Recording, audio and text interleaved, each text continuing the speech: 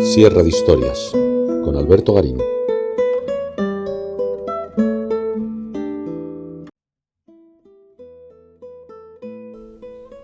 El indoeuropeo es uno de los conceptos historiográficos que más debates ha provocado en el último siglo. Nacido en el mundo de la filología, a partir de finales del siglo XIX fue adaptado en el terreno histórico, en principio con claras connotaciones racistas. La idea era mostrar la existencia de un pueblo, este pueblo indoeuropeo, indoario, que podía llegar desde las estepas ruso-asiáticas y que se había impuesto en el norte de Europa, pero también en la India, mostrando una capacidad bélica, una simbología asociado a hombres fuertes que había logrado imponerse sobre las culturas previas de estas regiones europeas e indias, en gran medida asociadas a las primitivas civilizaciones del Mediterráneo o incluso a las culturas de origen semita. Con ese concepto de indoeuropeo, que insisto viene del mundo de la filología, estos historiadores de finales del siglo XIX, comienzos del siglo XX, lograban reforzar su visión nacionalista de identidades nacionales, en las cuales era importante destacar la presencia de este pueblo fuerte. E inevitablemente, esa idea del indoeuropeo, del indoario poderoso, es algo que va a estar vinculado, por ejemplo, a toda la ideología nazi, donde estos nazis tratan de demostrar que existía una raza superior vinculada claramente a una cultura que en el pasado ya había demostrado su capacidad para imponerse. Y a partir de ese momento, el debate sobre los indoeuropeos hasta la Segunda Guerra Mundial estaba claramente vinculado a esa obsesión por demostrar la existencia de culturas superiores asociadas a razas superiores que podían remontarse a milenios atrás de la realidad histórica que se estaba viviendo en esa primera mitad del siglo XX.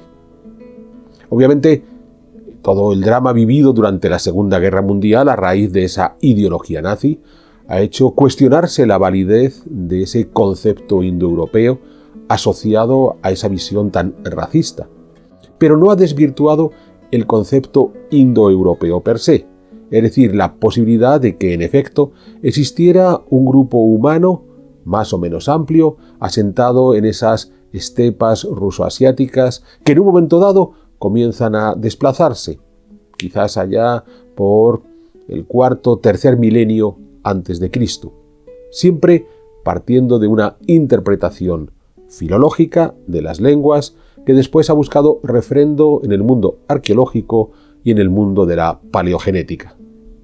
Hoy lo que quisiera es revisar la teoría inicial, la teoría filológica, hasta qué punto puede tener un verdadero recorrido la existencia de una lengua primigenia, un proto-indoeuropeo, que fue evolucionando, divergiendo hacia buena parte de las lenguas contemporáneas que llegan desde todos los derivados del latín a las lenguas germánicas, el iranio o el sánscrito en la India.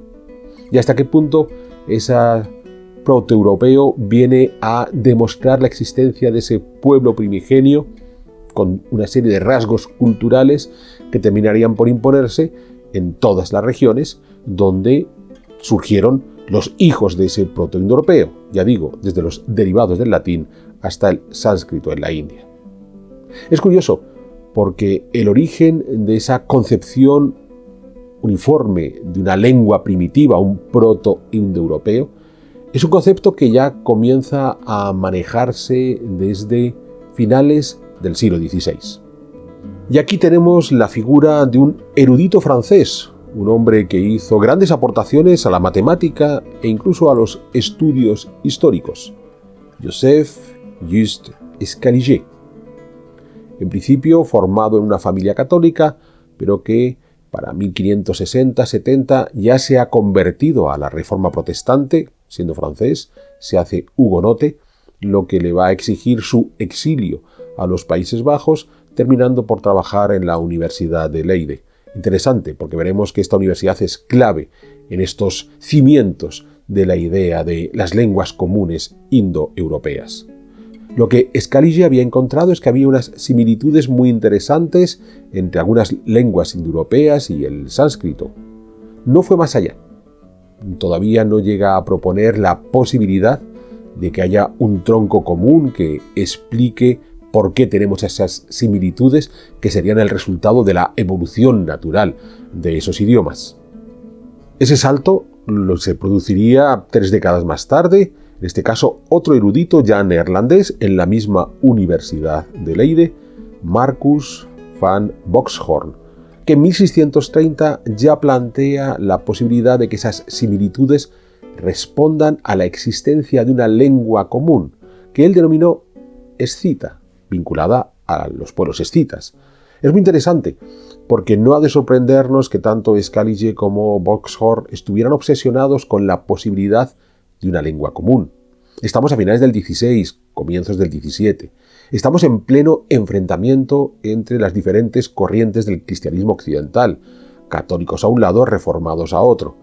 Y estos reformados están obsesionados por demostrar el rigor y validez de los textos bíblicos.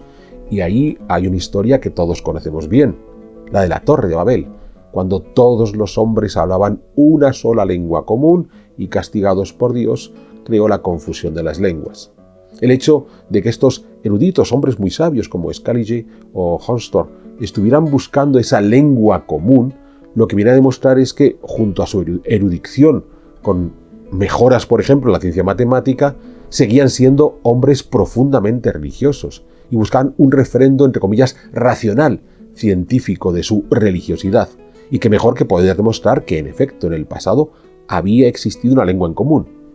El caso de esa lengua escita sería una de las etapas, y quizás había que seguir remontando siglos o milenios atrás hasta terminar por establecer el tronco común de todas las lenguas, aquella que, tras la cuestión de la Torre de Babel, Dios había dividido para que los hombres no pudieran comunicarse fluidamente.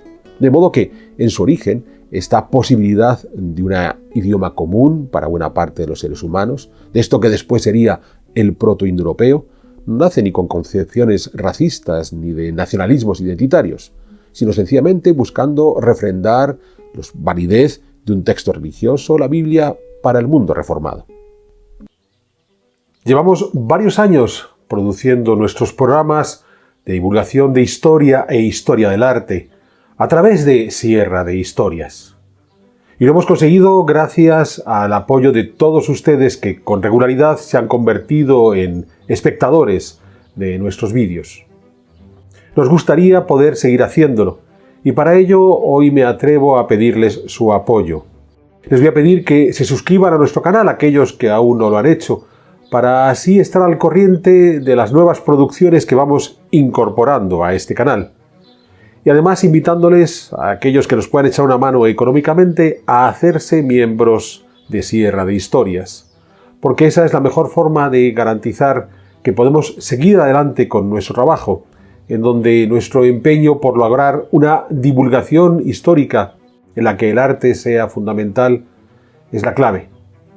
Sé que muchos de ustedes aprecian este trabajo y sé que van a poder hacer ese esfuerzo, de modo que permitan agradecérselo por adelantado y ahora sigamos disfrutando de nuestras Sierra de Historias.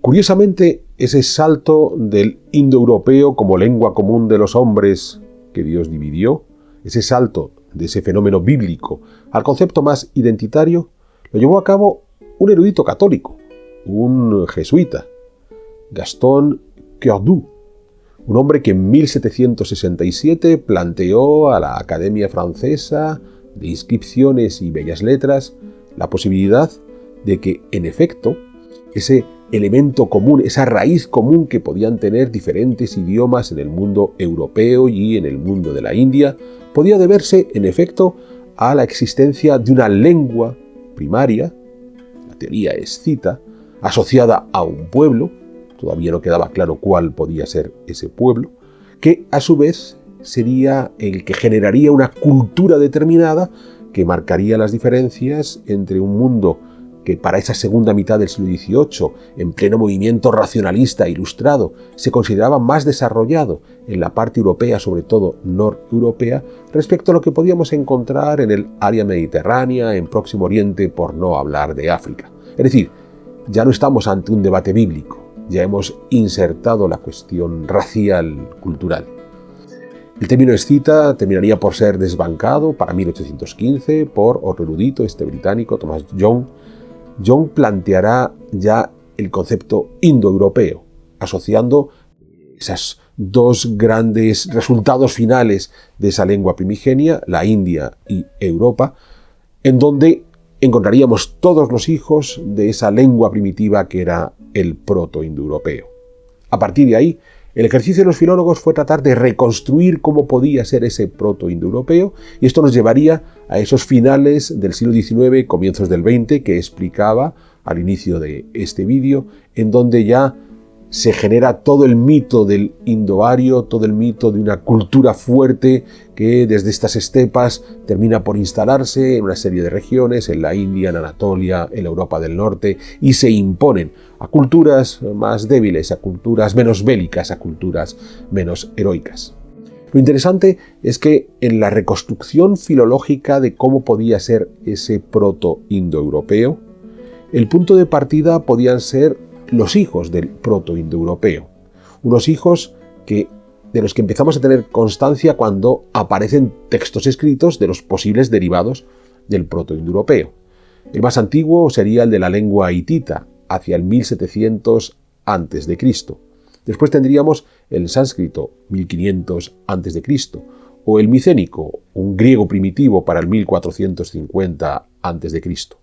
En estos casos, en estos tres ejemplos del hitita, el sánscrito y el micénico, estaríamos ante un protoindoeuropeo que ya se ha separado, que ya ha divergido en diferentes idiomas. De modo que había que comparar los elementos que había en cada uno de estos idiomas para ir retrocediendo hacia la creación de ese idioma primitivo.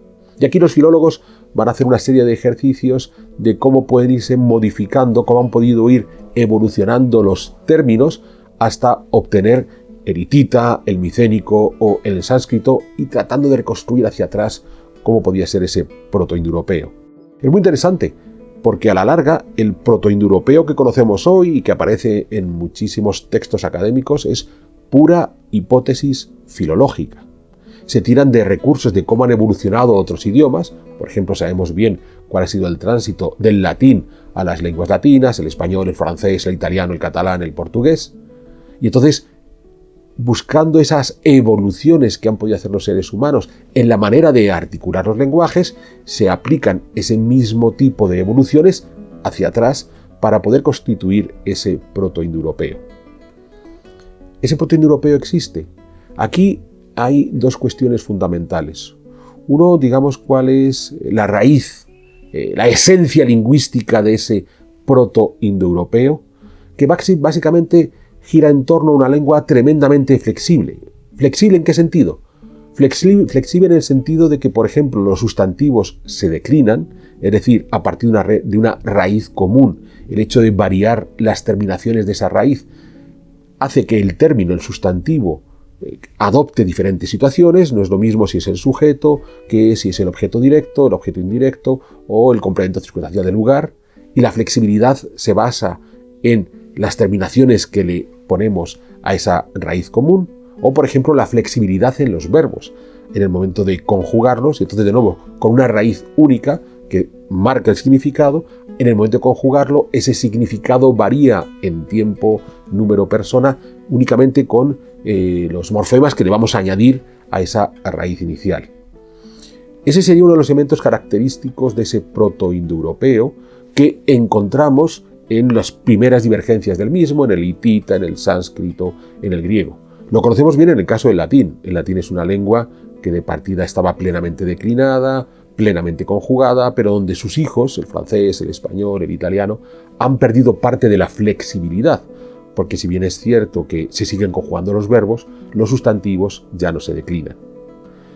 Es interesante porque podemos aceptar la existencia de un modelo lingüístico que estuviera construido en base a esa flexibilidad. y veremos cómo eso podía ser útil en un momento determinado.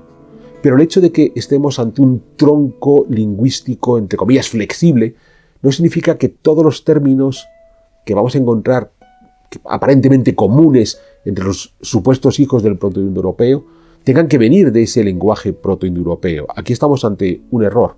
Que el corazón del idioma sea flexible no significa que todos los términos de los hijos de ese idioma vengan del idioma original. Para que lo entendamos, en nuestro mundo contemporáneo hay ciertos términos que se han universalizado en todos los idiomas. Por ejemplo, Internet, que es una palabra que viene del inglés, pero que ha sido adaptada por la mayoría de los idiomas que tenemos hoy en el planeta Tierra.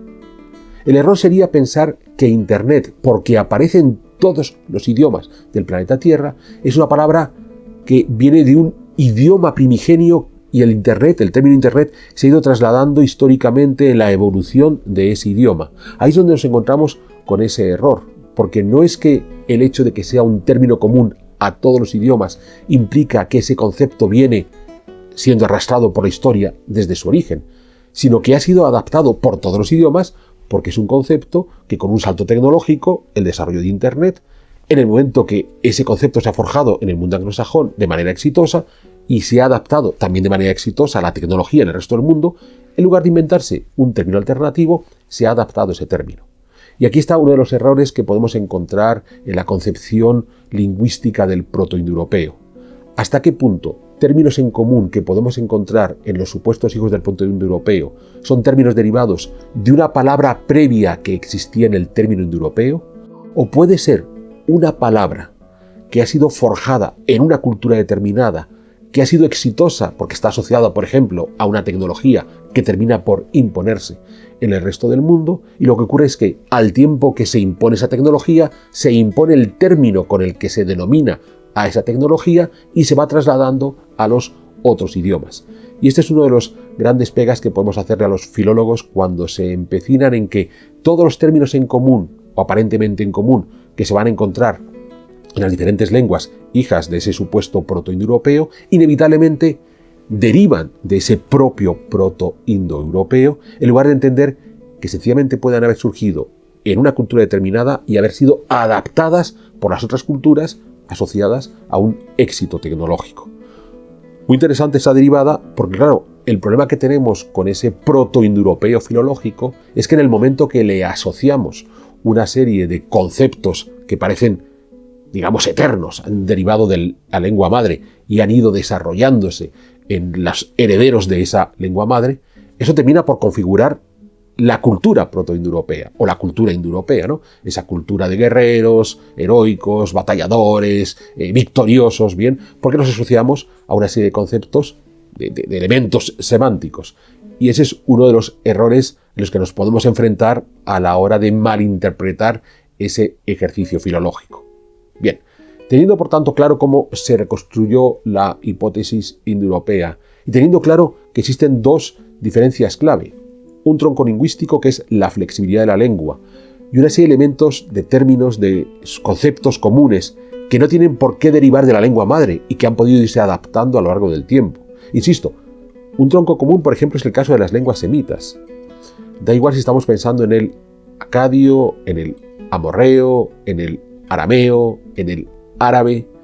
Todas ellas tienen una estructura lingüística similar, que es que son consonánticas. La clave de las palabras se apoya sobre el sonido producido por las consonantes y no por las vocales, que es el caso del español. Rápidamente, en español podemos decir voy a casa de Pedro, o puedo decir de una forma más burda voy en ca de Pedro. Me como la S, pero las vocales son las que tienen la fuerza del término, de modo que puedo seguir entendiendo que me refiero a la casa de Pedro. En el caso de las lenguas consonánticas, como las lenguas semíticas, la clave está en las consonantes. El nombre del profeta musulmán, Mahoma. La clave está en las consonantes M-H-M, cómo suenan el M-H-M. Si es Mahoma, o si es Mohammed, o si es Muhammad, las vocales pueden cambiar. Lo importante es el sonido de las consonantes. Pues bien, las lenguas semíticas se caracterizan por esa estructura común, que es que son consonánticas.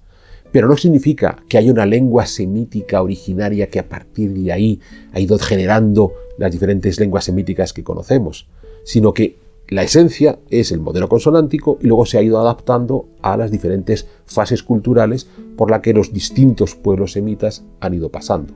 Pues esto que estamos hablando de los semitas pudo haber ocurrido igual con esa otra cultura indoeuropea, esta gente de las estepas, donde teniendo una raíz común, que es la flexibilidad de la lengua, tuvieron que irse adaptando según iban evolucionando históricamente. Y esto es fundamental, porque cuando estamos hablando en qué momento podemos situar el origen de esa cultura indoeuropea con un posible lenguaje protoindoeuropeo, cuando vamos a los estudios ya en este terreno de la arqueología e incluso de la paleogenética, estamos hablando en torno a 4.500 años antes de Cristo.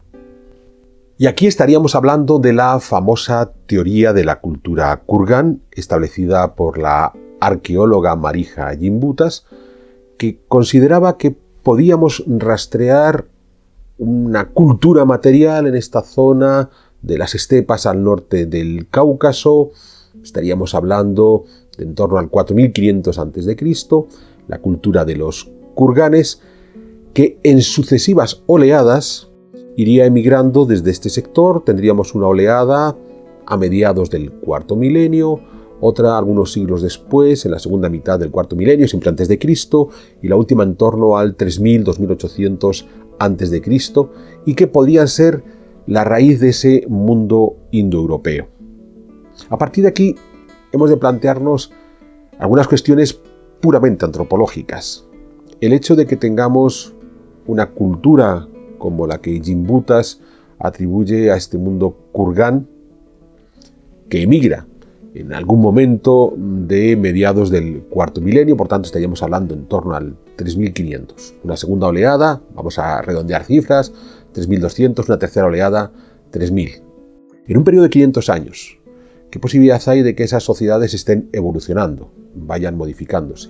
Además de un sector geográfico muy interesante, este de las estepas al norte del Cáucaso, que históricamente, en tiempos posteriores, seguirá enviando, insisto, periódicamente, grupos humanos a expandirse por otros territorios. Hemos de pensar, la famosa teoría escita no está tan alejada porque los escitas son gentes de este territorio unos cuantos siglos después.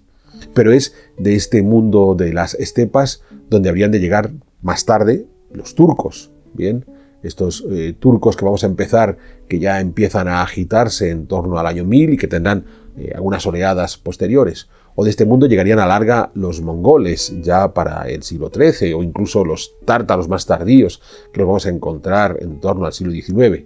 Es muy curioso porque a la larga lo que nos estamos encontrando son culturas con rasgos comunes en el hecho de venir de una zona. Hicimos un vídeo al respecto ya sobre este tema, de estos territorios marginales de la Tierra, de una zona donde los equilibrios climatológicos, de los equilibrios medioambientales son muy limitados. Cualquier momento de bonanza puede permitir un desarrollo demográfico que en el momento que esa bonanza se termina exige desplazar a ese excedente demográfico, y que podría explicar perfectamente por qué los kurganes o los escitas o los turcos o los mongoles o los tártaros tienen que desplazarse. Claro, el desplazamiento se efectúa a partir de grupos seminómadas capaces de controlar, por ejemplo, el caballo, lo que les permite desplazamientos más rápidos. Lo hacen de manera muy violenta, tampoco ha de sorprendernos, sí o sí tienen que marcharse, y tienen que marcharse a otros territorios consolidados, tienen que ser capaces de incorporarse a esos territorios donde no necesariamente van a ser bienvenidos, de modo que la violencia es uno de los recursos que tienen que emplear. Pero claro, más allá de que podamos encontrar ciertas similitudes en los rasgos físicos, ciertas similitudes en el actuar de estos pueblos, el uso del caballo, en el avance bélico, cierta violencia, hay diferencias entre los escitas, los diferentes grupos turcos, los mongoles, bien, diferencias que se podían dar entre estas culturas kurganes que, según Gimbutas, fueron saliendo de estas estepas entre el 3500 y el 2800 a.C. Es decir, no estaríamos ante un modelo absolutamente uniforme y homogéneo, sino que probablemente fueron evolucionando, más allá de que estas gentes pudieran tener un tronco lingüístico basado en una lengua muy flexible, declinada y conjugada. de acuerdo. Pero si pensamos en las oleadas posteriores, escitas, turcos, mongoles, algo muy llamativo es que, pudiendo imponerse en vastas regiones más allá de sus estepas originarias, terminan en muchos casos por declinar, por desaparecer y por parte de su cultura ser asumida por el territorio que en un momento dado terminan por controlar, pero que no es, entre comillas, la parte mayoritaria de la cultura que estos traen. O sea, sí pueden provocar una transformación importante, la llegada de los mongoles, la expansión de los mongoles, sobre todo para allá el siglo XIII, trastocó por completo los equilibrios de Próximo Oriente, pero el resultado no fue que en los siglos XIV, XV y XVI ese Próximo Oriente fuera mongol, sino que las estructuras previas tuvieron que adaptarse a nuevos formatos con los mongoles ya completamente fuera de juego. Es decir, sería un proceso muy diferente al que nos han empecinado vender con los indoeuropeos, de un pueblo que se impone y que hace que su cultura se asiente de forma rotunda e inamovible y exitosa en los lugares en los que está. Entonces, entendamos muy bien qué es lo que emite la estepa y entendamos muy bien que esos grupos que están saliendo de la estepa pueden traer con ellos este tronco lingüístico muy interesante, flexible, declinable, conjugable, que en algunos casos, y aquí es muy importante entender que al menos en la última oleada que Gimbutas pone en marcha, serían gentes que se están moviendo en el momento que hay un salto tecnológico importante, el de la metalurgia, el de la edad del bronce. Entonces, claro, en el momento que se está expandiendo esa tecnología, estos tipos que se desplazan con cierta rapidez, no son ellos los que han desarrollado la metalurgia, pero sí pueden ser ellos los que en sus desplazamientos se lleven ideas metalúrgicas, por ejemplo, de Anatolia hacia la Europa occidental. Y entonces, su idioma, que parece que es interesante la manera de estar articulado, termina por ser empleado para esa nueva tecnología y entonces se aprovecha esas estructuras declinables y conjugables para transmitir esa tecnología. Pensemos que buena parte de los cimientos de nuestra cultura occidental vienen del mundo griego y romano, es decir, del griego y del latín, y sin embargo la lengua científica hoy en día es el inglés. Es muy llamativo porque los cimientos intelectuales del mundo occidental son grecorromanos, pero el idioma que se utiliza para trasladar esos cimientos no es ni el griego ni el latín, es el inglés. Digamos, es el idioma de la cultura intelectualmente inferior, porque son los anglosajones que tuvieron que adaptar todas las ventajas, las innovaciones del mundo grecolatino, pero que lo adoptaron logrando imponer su propio idioma. Es decir, estaríamos ante ese tipo de situaciones. Con esto, ¿a dónde quiero llegar? Quiero llegar a que es posible que pueda existir una base lingüística llamativa, un lenguaje muy flexible, que ese lenguaje flexible esté asociado a sucesivas oleadas de pueblos que van saliendo de las estepas, que esos pueblos que se desplazan se integran en una sociedad que está sufriendo una revolución tecnológica importantísima, que es la metalurgia, que esa lengua flexible puede ser la aprovechada para transmitir buena parte de los conocimientos asociados a esa innovación tecnológica que es la metalurgia, pero en ningún caso lo que podemos aceptar es que unos tipos que se están desplazando en el 3000 a.C. y cuyo sistema lingüístico flexible ha podido derivar hacia otros idiomas, las lenguas latinas, las lenguas germánicas, el griego y demás, cuando nos vamos a encontrar esos idiomas, 1700 a.C. en el caso de los hititas, 1450 en el caso de los primitivos griegos, estamos hablando de exactamente la misma cultura kurgana que Gimbutas se había encontrado en el cuarto milenio en las estepas. Han pasado 3000 años. ¿Cómo podemos considerar que 3000 años después los seres humanos no han evolucionado absolutamente nada? Con ese añadido de un salto tecnológico importante que es la metalurgia, más el hecho de que estos pueblos que estaban llegando a las estepas entran en contacto con civilizaciones mucho más desarrolladas que son las del mundo mediterráneo o próximo oriental. Entonces, que llegados, por ejemplo, al 1000 a.C., cuando nos vamos a encontrar con otros movimientos de pueblos cuyos idiomas parecen derivados del indoeuropeo. Y ojo, insisto que es posible que lo único que el indoeuropeo esté dando a esos idiomas es la flexibilidad y que buena parte de la terminología sea el resultado de evoluciones tecnológicas y transferencias entre diferentes culturas y no una lengua madre que ha mantenido todo el conjunto de idiomas durante siglos. Pues cuando, por ejemplo, hablamos de los celtas, dedicaré un programa a tratar a los celtas. Cuando estamos pensando en los celtas, llegan o no llegan a la península ibérica, y entonces siempre se insiste en la existencia de un estrato indoeuropeo. ¿Qué significa un estrato indoeuropeo en el 1000 a.C. en la península ibérica? Asociado a culturas militares, guerreras, bélicas. La misma cultura que Gimbutas considera que está emigrando por unas circunstancias probablemente muy específicas en el 3000 a.C. O sea, 2000 años después, de alguna manera, los seres humanos no han evolucionado y siguen siendo los mismos que salieron de las estepas. Y siguen siendo los mismos y los asociamos a una serie de conceptos culturales fruto de un idioma proto-indoeuropeo basado en términos que consideramos que inevitablemente se han transmitido inalterables durante 3000 años. Inalterables en el término en sí, inalterables en el concepto que ese término implica. O sea, pensemos conceptos que nos pueden parecer sencillos hoy. O sea, cuando hablamos de un rey, es lo mismo la figura del rey en el tiempo de los sumerios que un rey de los romanos, un rey medieval o los reyes contemporáneos.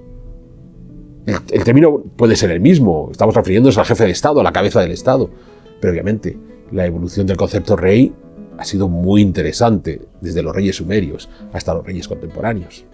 Y sin embargo, de una manera antiantropológica consideramos que existe un estrato indoeuropeo proveniente de las estepas que se pone en marcha, que se establece en el 4500 a.C., que la última oleada se puede poner en marcha en el 3000 a.C., que la encontramos asociada quizá al movimiento de los celtas por Europa en el 1000 a.C., y son los mismos. Y son los mismos, ya digo, a partir de un concepto filológico. Es poco creíble desde el punto de vista antropológico. Por supuesto, se me está acabando el tiempo de este vídeo y quedan muchas derivadas que tendríamos que hacer en ese análisis filológico. Pero hay una que no quiero dejar pasar, que es la obsesión de asociar el idioma a la genética. Porque aquí estamos yendo a un punto realmente inquietante. Estamos dando pasos atrás, estamos volviendo al racismo de finales del 19 y comienzos del 20 en versión genética. Que un idioma se desplace no significa que el grupo que está desplazando ese idioma sea de uniformidad genética. Puede haber un grupo con cierta uniformidad genética que cambie de idioma, y puede haber un idioma que sencillamente cambie de grupo genético. Pensemos, por ejemplo, el español en el siglo XXI. La mayor parte de los hispanoparlantes, desde un punto de vista genético, tienen una genética que viene de América, del mundo precolombino, en donde la cantidad de genética proveniente del viejo mundo de Europa puede ser realmente muy reducida, pese a que el español es una lengua originariamente de Europa. Conocemos la explicación histórica, que es la llegada de los españoles a finales del XV, comienzos del XVI, a América. Pero es muy interesante porque finalmente ese idioma ha sido asumido por grupos humanos que desde el punto de vista genético tienen un porcentaje mínimo de genética europea, española, y un porcentaje importante de genética precolombina. Claro, aquí es muy llamativo, porque en el caso de la supuesta transmisión indoeuropea, la estamos asociando, según los estudios de paleogenética, y hablaremos sobre ello, a un grupo genético en cuestión. Y el caso del español demuestra cómo hay un grupo, el de la genética americana, que termina por asumir el español.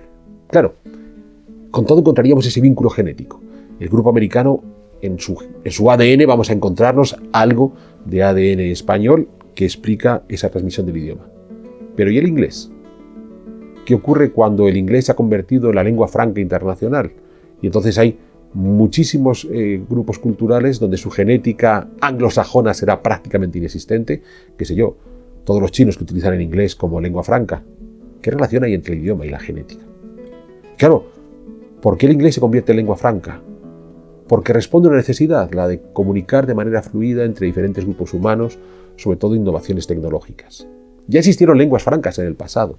El caso del acadio es significativo, por ejemplo, y estamos hablando a comienzos del tercer milenio antes de Cristo, o el arameo 1000 años después, que también se convirtió en lengua franca, o el propio griego en el mundo helenístico de finales del primer milenio antes de Cristo.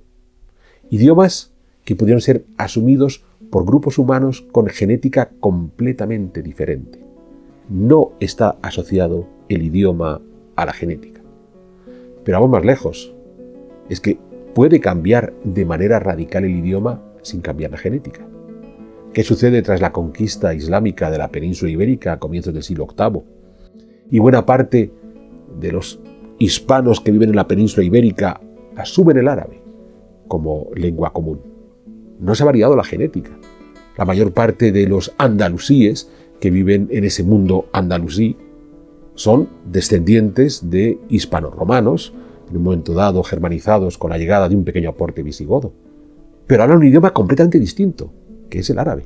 O sea, han abandonado el idioma aparentemente asociado a su genética, que era el latín, y se han transferido a otro idioma, que es el árabe. ¿Ven lo peligroso que es hacer esa asociación inmediata entre un supuesto grupo genético y el idioma que tienen que comunicar? Pues bueno, dado que la genética no transmite idiomas, dado que son los avatares históricos, permítame entonces invitarles a que seamos más antropológicos a la hora de abordar el estudio del pasado. Y entonces, olvidémonos de estas peligrosas asociaciones entre un determinado grupo genético y el idioma que pueden hablar. Olvidémonos de la posibilidad de que un grupo humano durante 3.000 años, un supuesto indoeuropeo que viene de las estepas, no ha variado ni un ápice en sus formas culturales en esos 3.000 años, porque estaríamos dándole una visión realmente pobre a esos seres humanos. Generaciones y generaciones, ¿cuántas? 120 generaciones de seres humanos sin modificar en absoluto su cultura. Y entonces entenderemos cuál es el verdadero problema del concepto indoeuropeo. Quizás hemos logrado quitarle toda esa carga racista que tenía a finales del siglo XIX y comienzos del siglo XX. Pero hay otras cargas antiantropológicas que sigue teniendo. Y entonces, cuando entendamos que quizás detrás de lo indoeuropeo está una forma de articular el idioma, flexibilidad, y luego sucesivas oleadas de esas gentes de lengua flexible, que se van a ir dando a lo largo del tiempo de las estepas, pero que en realidad no van a imponer ninguna cultura, porque como otros grupos de las estepas se impusieron en un momento dado, pero luego terminan por desaparecer, entonces será cuando seamos capaces de entender hasta qué punto esa influencia indoeuropea pudo marcar la historia del viejo mundo. Y probablemente lo hizo de una forma indudablemente significativa en la flexibilidad de la lengua, pero no mucho más allá.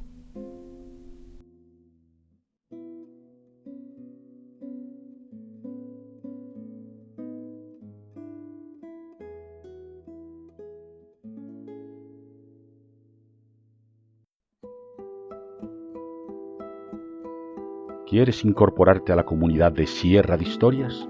Pulsa el botón Unirme, apóyanos con tu contribución y conviértete en miembro de nuestro canal.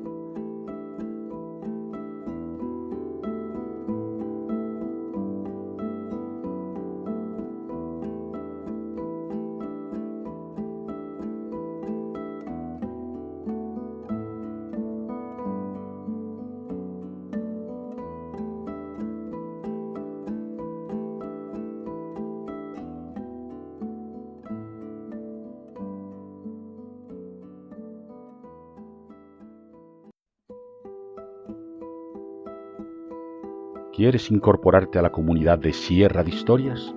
Pulsa el botón Unirme, apóyanos con tu contribución y conviértete en miembro de nuestro canal.